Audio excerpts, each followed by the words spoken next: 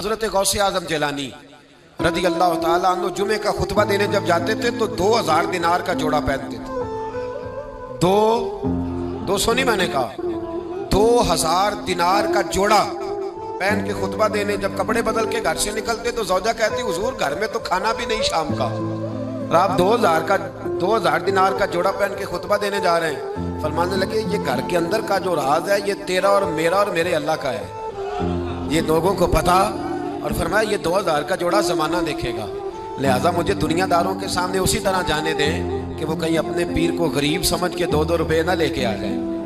مجھے ان کے سامنے اس طرح جانے دیں، باقی یہ میرا اور اللہ کا راز ہے، وہ مہربانی فرمائے گا. میرے بھائی یاد رکھ لیں اپنا فقر لوگ کیا دے سکتے ہیں، کیا دیں گے، کیا کسی کی حیثیت، کیا کر لے گا. خدا را سوچو تو صحیح، وہ کیا دے گا. کوئی بندہ بڑا آپ کو نوازے، بہت بڑا، اگر آپ کا سجن ہو عید پہ تحفہ لے کے آئے لاکھ روپے لے آئے گا یا اس سے زیادہ بھی لے آئے گا. اتنی حیثیت ہے لوگوں کی، کیا دے سکتا ہے. اور اللہ کیا فرماتے ہیں واللہ یرزق بغیر حساب. اللہ جسے دیتا ہے بے حساب ہی عطا فرماتا ہے.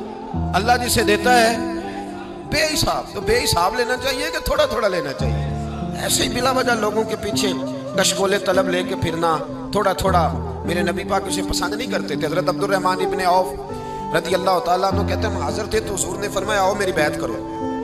ہم نے عرض کی حضور ہم تو بیعت کر چکے ہیں مسلمان. فرمایا دوبارہ کرو. کہتے ہیں بیعت کی تو حضور نے وعدہ لیا سوائے اللہ کے کسی کی پرستش نہ کرنا، سوائے اسلام کے کسی کو دین نہ ماننا. کہتے ہیں دلوں میں خیال آ رہا تھا یہ تو پرانی باتیں ہیں، ان پر تو بیعت ہو چکی.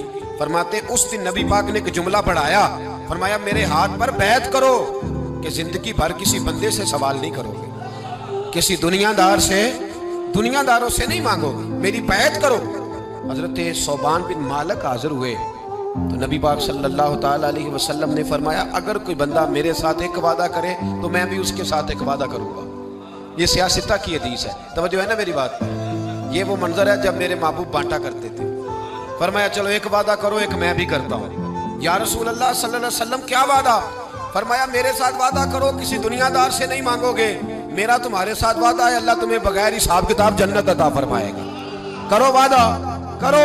حضرت صوبان کہنے لگے حضور کسی کا نہیں پتا، میں کرتا ہوں وعدہ. تو محبوب نے فرمایا ادھر لا پھر ہاتھ، آ میرے پاس. اگر تو دنیا داروں سے سوال نہیں کرے گا تو تیرے نبی کا وعدہ ہے جب تو قیامت کی سڑک جنت کی سڑک پہ چل رہا ہوگا تو تجھ سے بھی کوئی فرشتہ سوال نہیں کرے گا، تو بغیر حساب کتاب ہی جنت میں جائے گا. یہ وعدہ کر.